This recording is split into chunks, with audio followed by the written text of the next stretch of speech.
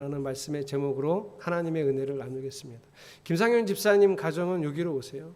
뒤에 계시지 말고.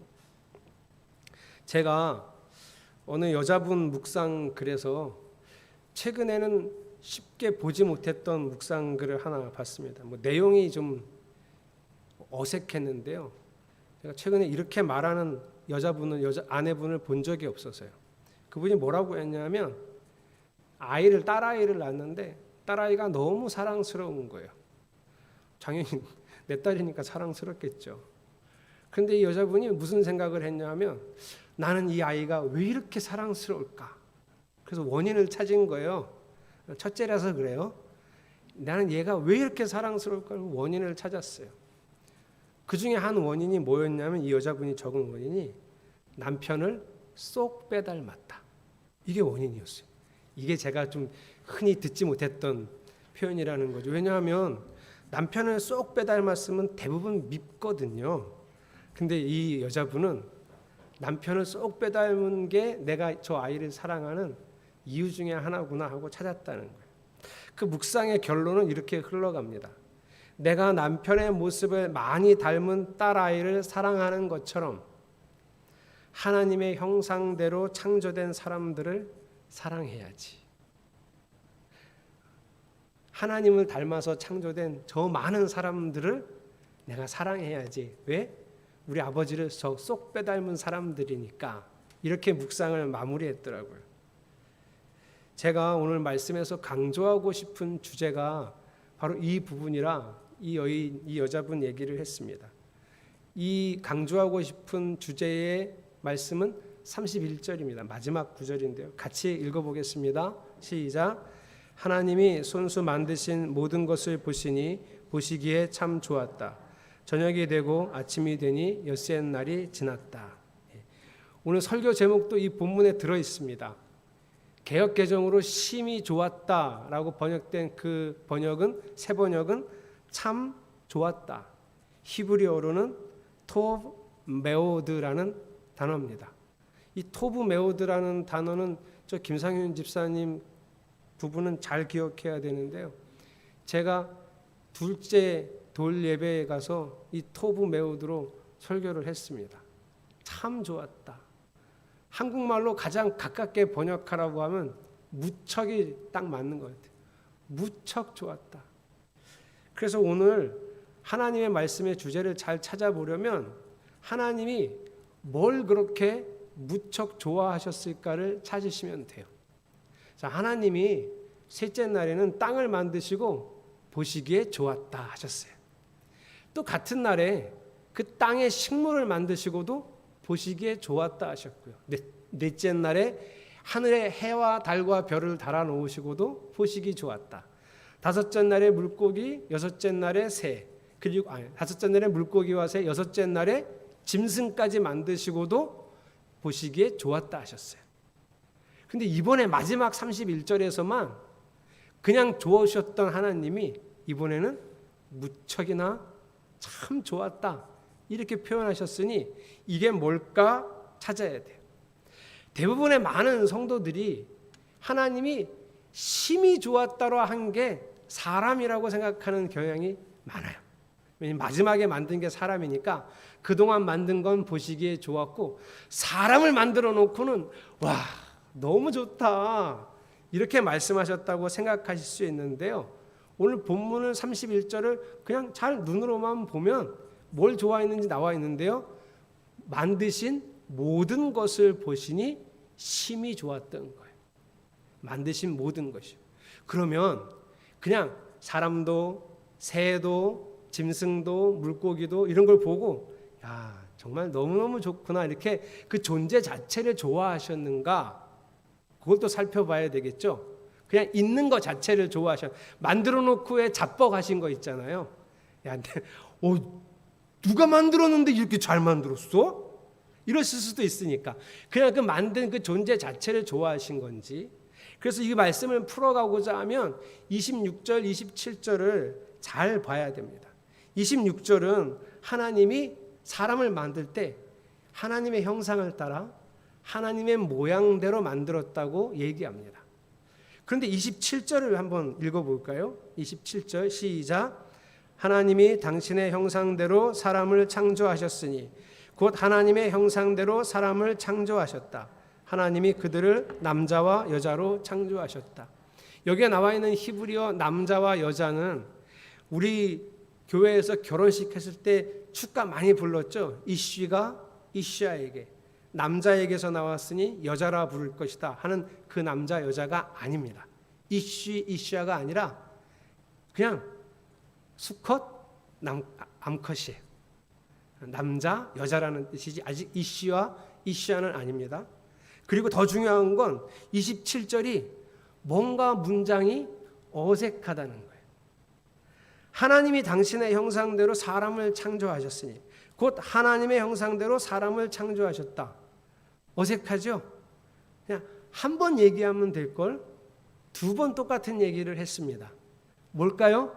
이런 걸 국어 시간에 배웠죠? 강조라고 하죠. 이런 걸 강조라고 하는 거예요. 그러니 26절하고 27절을 합치면 무엇을 강조하는지 알 수 있는데 하나님의 형상을 강조하고 있어요. 모양, 하나님의 모양이라는 데무트라고 하는 히브리어는 그냥 말 그대로 생김새를 뜻합니다.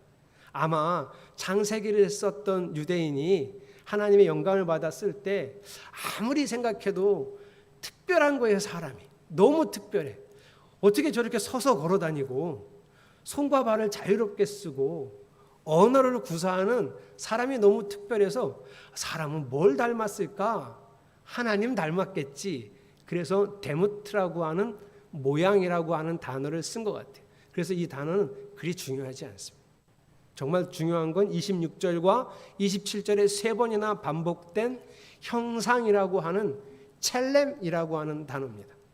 그런데 첼렘이라고 하는 단어가 어원이 분명하지가 않아요. 히브리어에 없는 어원이에요. 처음 나온 단어고요. 다른 데는 잘 쓰이지도 않았습니다. 그럼 이 어원을 어디서 찾았느냐? 학자들이 아람어에서 하나 찾았고요.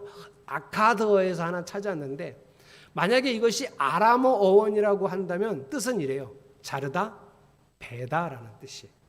그러니까 하나님이라고 하는 본체가 있을 때 사람은 어떻게 만들었냐면 하나님 본체의 어떤 내적 성향의 일부를 잘라서 만들었다는 의미로 받아들일 수 있어요. 아카드어의 어원을 따른다면 어두워지다라는 단어입니다. 그러니까 이건 어떻게 해석할 수 있냐면 해가 나를 비췄는데 바닥에 어두운 게 드러나겠죠. 그림자죠. 하나님 본체의 그림자와 같은 하나님의 내적 성품을 닮은 존재로 창조하셨다. 이렇게 두 가지 해석이 가능하지만 둘 다 공통점은 뭐냐면 하나님의 생긴 외형이 아니라 하나님이 원래 가지고 있었던 내적 성품을 가지고 와서 창조했다는 단어가 형상, 첼렘이라는 단어입니다. 자, 이 첼렘을 회복한 하나님의 첼렘을 가지고 있는 사람들에게 하나님이 창조하시고 명령을 하나 하셨는데 28절이에요. 하나님이 그들에게 복을 베푸셨다. 하나님이 그들에게 말씀하시기를 생육하고 번성하여 땅에 충만하여라. 땅을 정복하여라. 바다의 고기와 공중의 새와 땅 위에서 살아 움직이는 모든 생물을 다스려라 하셨다. 이거 누구에게 하신 말씀이냐면 그냥 사람이라고 하시면 안 되고 하나님의 형상을 따라 지음받은 하나님의 첼렘이 있는 사람에게 명령하신 거예요. 자, 그 사람은 어떻게 다스릴까요? 하나님의 성품으로 다스리겠죠. 만물을 사랑하고 만물에게 유익을 주고 나와 저 만물이 함께 공존할 수 있는 아주 사랑의 다스림을 사람이 한 거죠. 이것이 하나님이 이걸 봤을 때 너무 좋았던 거예요. 사람은 하나님의 형상 그 내적 성품을 지니고 모든 만물을 다스리고 그들의 먹거리를 제공하고 나누고 그것들이 함께 사이좋게 살 수 있도록 도와주고 이런 모든 것들 그리고 그것들은 그 모든 만물은 사람에게 복종하고 순종하는 이 살아가는 모습이 하나님 보시기에 심히 좋았더라. 토브 메오드 존재 자체가 아니라 살아가는 그 모습이 너무 좋았다. 먹거리도 주셨어요. 29절 30절이에요. 29절은 사람한테 준 먹거리인데요. 내가 온 땅 위에 있는 씨 맺는 모든 채소와 씨 있는 열매를 맺는 모든 나무를 너희에게 준다. 이것들이 너희의 먹거리가 된다. 채식입니다. 열매 먹고 풀 먹고. 30절은 동물들한테 준 거예요. 또 땅의 모든 짐승과 공중의 모든 새와 땅 위에 사는 모든 것 곧 생명을 지닌 모든 것에게도 모든 푸른 풀을 먹거리로 준다 하시니 그대로 되었다. 동물들도 육식동물이 어떻게 살았는지는 아직 잘 이해할 수 없지만 납득이 안 되거든요. 아직 저도 납득이 안 돼요. 그런데 어쨌든 하나님은 푸른 풀을 주었어요. 이런 고기를 못 먹었다니 엄청 불행했겠구나. 이렇게 생각하시면 안 돼요. 예. 그렇지 고기를 먹지 않아도 만족하며 살았다는 거예요. 그들은 동물과 사람들은 먹을 걸 쌓아두지 않았어요. 먹을 걸 놓고 잠자리를 놓고 거주지를 놓고 싸우지도 않았어요. 충분하기도 했겠지만 혹 행여 모자란다고 해도 사람과 동물들은 서로를 사랑하고 배려하며 만물을 다스리는 사람의 다스림 안에서 함께 만족하고 행복하며 살았다는 거예요. 그들은 아직 죄의 욕구를 따르지 않았어요. 미래를 두려워해서 염려해서 쌓아둘 필요가 없었어요.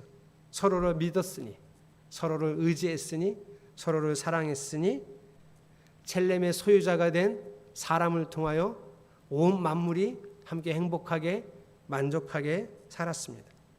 하나님은 손수 만드신 이 모든 만물의 삶을 보시니 토브 메오드 심히 좋았더라.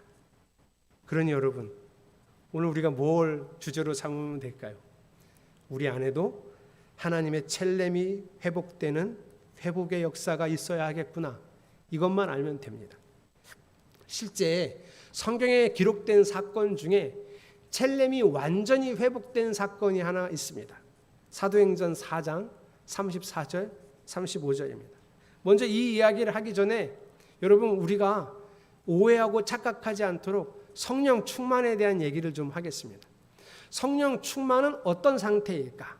많은 사람들이 성령 충만이 압도적인 하나님의 성령의 권능에 의해서 황홀경에 이르고 흔히 우리 한국 사람이 많이 표현하기로는 입신하여 방언을 하고 뜨겁게 기도하고 활활 불타오르는 삶이 되는 것, 이것을 성령 충만이라고 생각하는데요.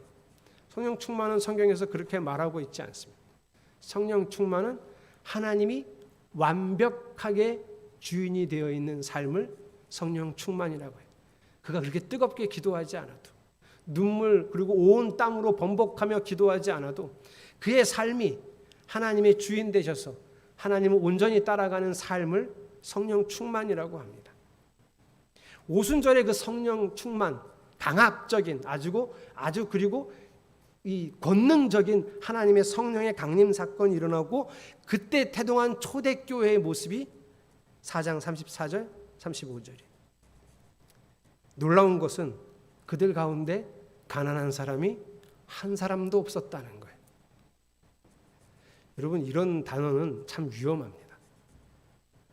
이 가난은 얼만큼을 얘기하는 걸까요? 여러분은 부자세요? 가난하세요? 자기가 부자라고 느끼는 사람이 그리 많지 않아요. 왜 그러냐면 우리가 부자들을 알고 있거든요. 엄청 돈 많은 사람들을. 그 사람들과 나를 비교하니 부자가 아닌 거죠. 제가 지난주인가 지지난주에 기획위원회 하면서 우리 기획위원들한테 그랬어요. 여러분들하고 우리 7명이 있는데 제가 제일 부자일걸요? 그랬어요. 왜 그랬냐면 제가 생각할 때 우리 권사님들은 은행빚이 있을 것 같아요. 저는 없거든요. 제가 부자라고 제가 제일 부자라고 그랬어요. 도대체 이 가난의 기준이 뭘까요? 가난은 나라도 구제를 못한다 그랬어요. 그런데 놀라운 게 이 초대교회에 가난한 사람이 한 사람도 없었어요. 이유가 뭐냐 하면 가진 사람들이 자기 재산을 일부를 가져다가 팔아서 가난한 사람들에게 나누어 준 거예요. 야, 정말 성령 충만하죠? 하나님의 첼렘이 회복된 사람이 이렇게 나누는 거예요. 근데 더 놀라운 건 35절이에요.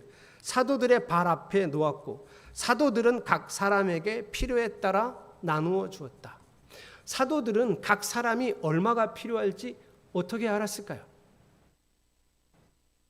저는 여러분이 얼마가 필요한지 모르거든요. 전 여러분이 은행빚이 얼마인지도 몰라요. 있긴 있을 텐데.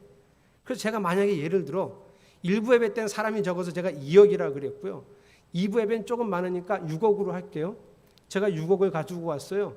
그리고 여러분 우리 필요한 만큼 가지고 갑시다. 자, 준열아 너는 얼마가 필요하니? 이렇게 얘기했어요. 그래서 준열이가 당장 필요한 건 없을 것 같아요. 지금 어머니 아버지랑 같이 사니까.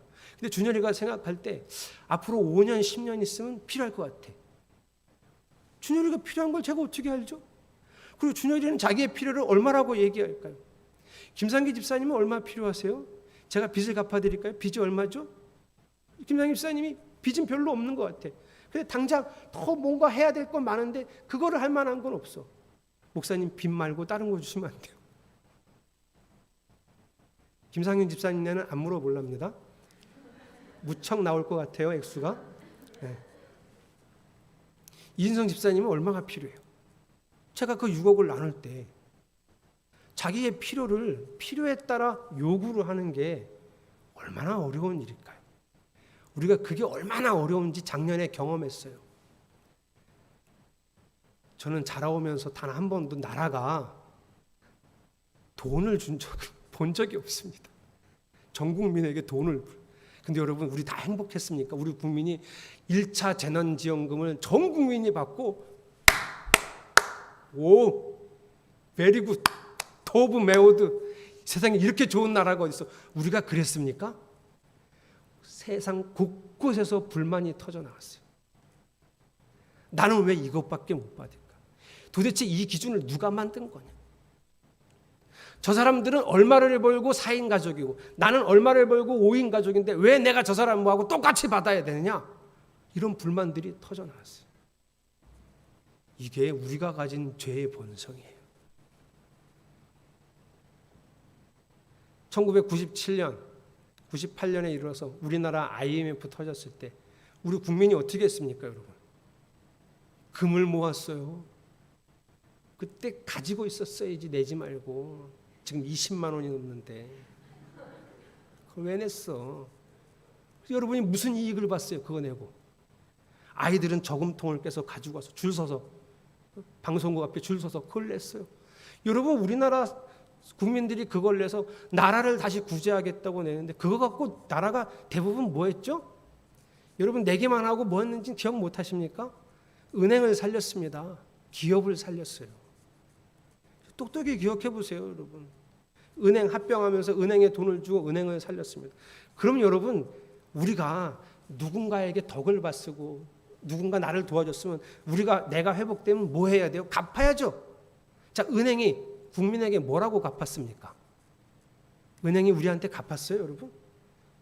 은행이 우리한테 갚는 길은 국민들한테 갚는 길은 뭐냐 하면 은행의 손실을 감안하고라도 특히 어려운 사람, 가지지 못한 사람들에게 조금 더 저렴한 이율로 돈을 빌려줄 수 있는 은행이 돼야 돼요. 근데 2000년에 들어서면서 우리나라의 은행들은 어떻게 했습니까? 잠갔습니다. 대출의 자격 요건을 대폭 강화시켰습니다. 돈 있는 사람은 돈을 빌릴 수 있지만 돈이 없는 사람은 돈을 빌리기 어려운 구조를 만들어놨어요. 왜요? 은행이 이익을 추구해야 되기 때문에. 맞죠? 은행이 이익을 추구해야죠. 그러나 은행의 본연의 임무가 이익 추구였습니까? 아니요. 대다수의 국민들에게 은행은 등을 돌렸어요.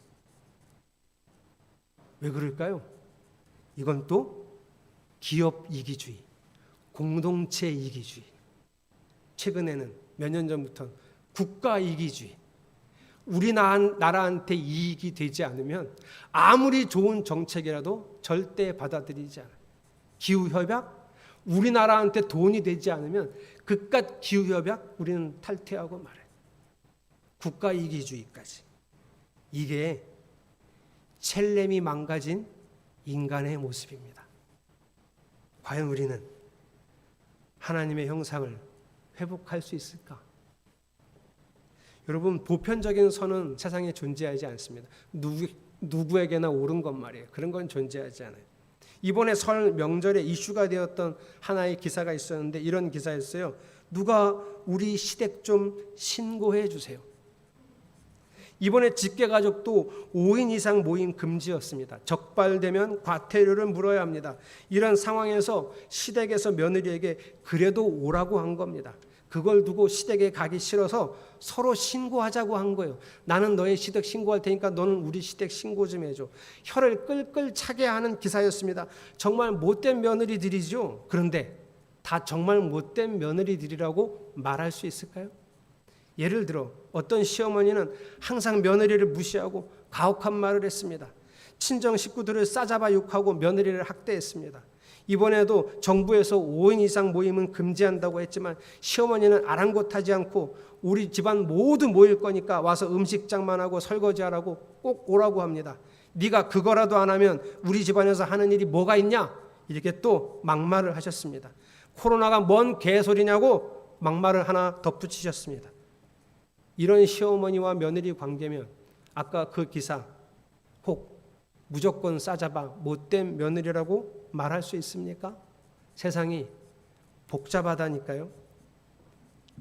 모두에게 이게 옳아라고 옳다고 말하는 보편의 선을 명제를 제시할 수 없는 세상이 되었어요. 모든 사람의 욕구를 채워줄 수 있는 방법은 세상 어디에도 없습니다.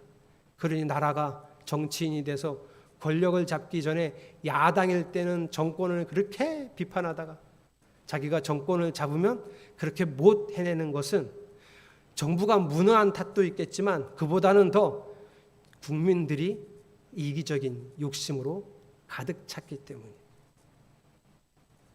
그랬더니 이제는 대놓고 우리만 좋으면 그만이야, 나만 좋으면 장땡이지, 이런 말들로 합리화시켰습니다. 공동 이기주의가 마치 선한 것처럼 바뀌고 있습니다. 장애인 학교가 우리 마을에 들어온다고 하면 땅값이 떨어진다고 동네 사람 다 모여서 시위합니다. 그들에게는 사람보다 돈이 오르는 겁니다. 유튜브에서 가짜뉴스 만들어, 자극적인 가짜뉴스 만들어 구독자 수 늘려서 돈 벌면 한 사람의 인생을 망가뜨려도 카더라 통신과 같은 이야기를 번지게 해놓고 아니면 말지, 이런 식으로 다시 덮고 마는, 자기는 돈 벌고 다른 사람 인생은 무참하게 짓밟아 놓는 이런 못된 인간들이 더 많아졌어요. 돈이 오른 거예요. 사람이 아니라. 사람은 밟아도 돼요. 돈만 벌 수 있으면. 이런 세상이 되었어요. 초등학교 어린이들도 이제는 장래 희망이 유튜버 아니면 연예인입니다. 걔네들 눈에 돈을 쉽게 가장 많이 벌 수 있는 직종이라는 생각이 든 거예요. 내가 자라서 선한 공동체에 선한 영향력을 주고 인격을 함양하고 다른 사람들을 널리 이롭게 하는 사람이 되는 게 꿈이 아니라 돈 벌어 편하게 사는 게 꿈인 세상이 되었어요.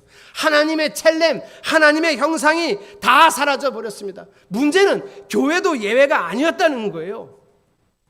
공부도 가르치고 영어도 잘 가르쳐주고 신앙도 가르쳐준다는 말에 남부지방의 수많은 교회들이 IM 선교회가 세운 국제학교에 속아 넘어갔습니다. 다른 사람들이 어떻게 생각하든 말든 나는 가서 내가 알고 있는 복음, 예수 믿어 천당 가고 예수 안 믿으면 지옥 간다, 이 복음 전하는데 목숨 걸고자 했던 인터콥도 그 행태도 거기서 멀지 않습니다. 인터콥을 제가 주목한 건 2004년이었어요. 2004년에 예루살렘에 약 2,500명을 파견해서 2,500명의 사람들이 예루살렘에서 베들레헴까지 평화 대행진을 했습니다. 제가 미쳤다고 생각했어요. 그 사람들이 그때 피켓을 들고 외쳤던 말이 뭐냐면 하나님은 팔레스타인 당신들도 사랑합니다, 이 얘기예요. 예루살렘의 팔레스타인과 유대인이 공존하고요. 베들레헴은 팔레스타인 지역입니다. 아주 위험한, 거기서 선교하는 사람들도 조심스러워서 함부로 말을 못하고, 왜냐하면 사람이 죽을 수 있으니까. 근데 거기에 어린아이들과 청소년을 보내서 그 아이들의 순수한 믿음을 이용해서 거기서 평화 행진을 하게 한 거예요. 걔네들이 한국말 한마디라도 알아들었으면 걔네 죽었습니다. 한국말을 못 알아들어서 살아서 나온 거예요. 영웅 심리에 들떠서 2년 뒤에 아프가니스탄에서 평화 행진을 하겠다 그랬습니다. 아프가니스탄에서 공식적으로 거부했습니다. 하지 말라고. 그럼에도 불구하고 또 약 2,000명의 사람들을 끌고 가서 아프가니스탄에서 평화행진하다가 결국은 붙잡혀서 강제 출국당했습니다. 그때 아프가니스탄에 살던 사람들이 한국의 기독교인 혹은 한국 사람들에 대한 혐오감을 가지게 됐어요. 2006년이에요. 여러분이 기억하실지 모르지만 그 이듬해 2007년에 샘물교회에서 아프가니스탄에 단기 선교를 내보냈죠. 그때 그들을 가이드했던 사람도 인터콥입니다. 그리고 그때 2명이 피살되어 죽었습니다. 우리나라에선 상당히 충격적인 국제 문제였죠. 그랬던 인터콥이 몇 년 전에는 이란이 무슬림 98%가 무슬림인 이란의 광장에 그리고 큰 길거리에 온통 사람들로 가득한 무슬림 축제 기간에 어린아이들을 파견했어요. 단기 선교를 보내서 거기서 또 예수 천당 불신지옥을 외치게 했어요. 여러분 만약에 거기서 이란 사람들이 한국말로 뭐라고 하는지를 알아들었으면 그 아이들은 무참히 살해당했을 겁니다. 그런데 책임지는 사람은 없어요. 공허한 홍보만 할 뿐이지 거기 여러분 서약서를 쓰게 돼 있어요. 그 어린아이들 이란에 보낼 때 이 일로 인해 벌어지는 어떤 일에도 누군가 다른 사람이 책임지지 않고 내가 책임진다는 서약서를 쓰게 돼 있어요. 인터콥은 쏙 빠진 거예요. 비열합니다. 가려면 다 같이 가든지 자기가 가든지. 그것이 진정한 선교라고 생각했으면 자기가 했어야죠. 여러분 그건 선교가 아니에요. 거기서 선교하고 있던 선교사님들의 선교 사역마저 방해하는 아주 나쁜 짓입니다. 교회가 바르지 못한 신앙으로 하나님의 첼렘을 잃어버리고 이렇게 방황하고 무너져 가고 있습니다. 여러분 우리 교회 왜 다닙니까? 하나님의 첼렘을 회복하기 위해서요.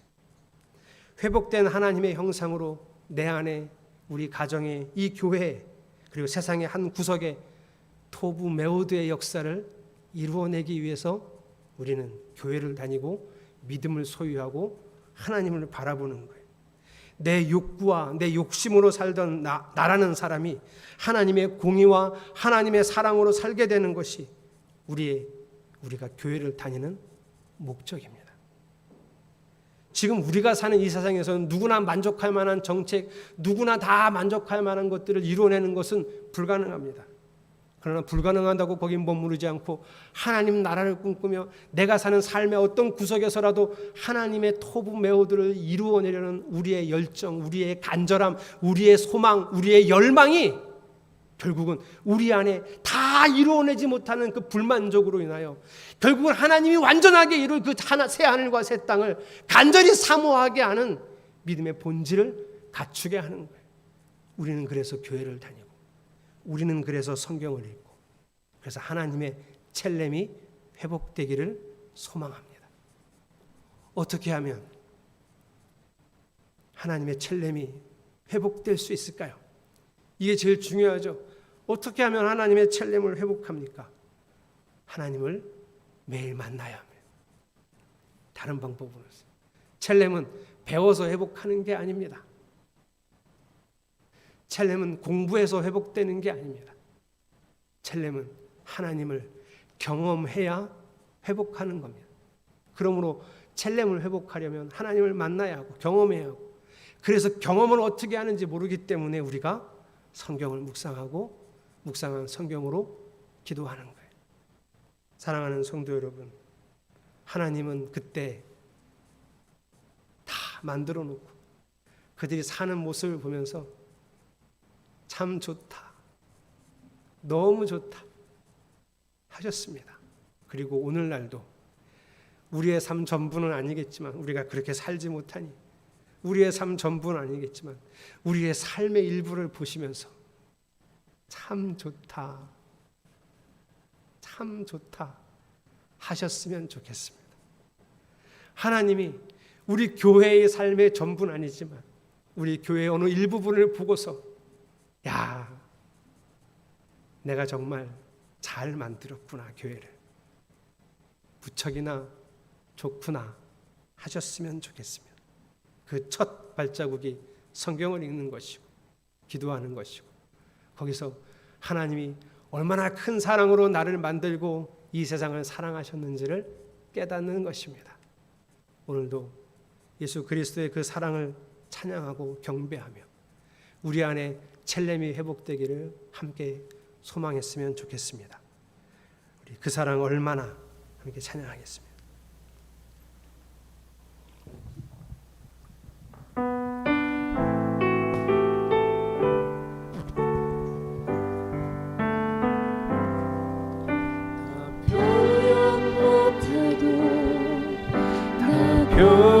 표현하리라 다 고백 못해도 나 고백하리 다 알 수 없어도 다 알 수 없어도 나 알아가리라 다 닮지 못해도 나 닮아가리라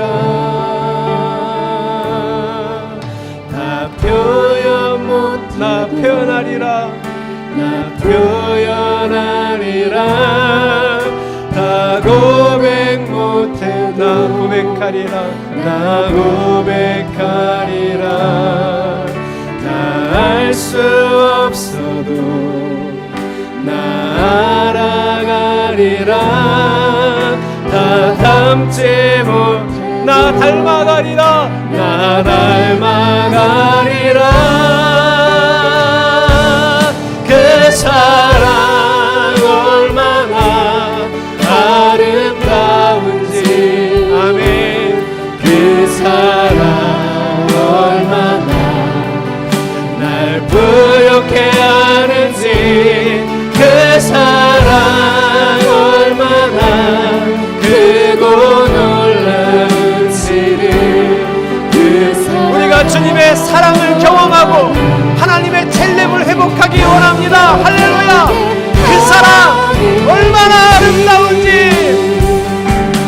그 사랑 얼마나 아름다운지 아멘 그 사랑 얼마나 날 부욕해 하는지 그 사랑 얼마나 크고 놀라운지를 그 사랑 얼마나 나를 감격하게 주여 우리 안에 첼렘을 회복하게 하소서.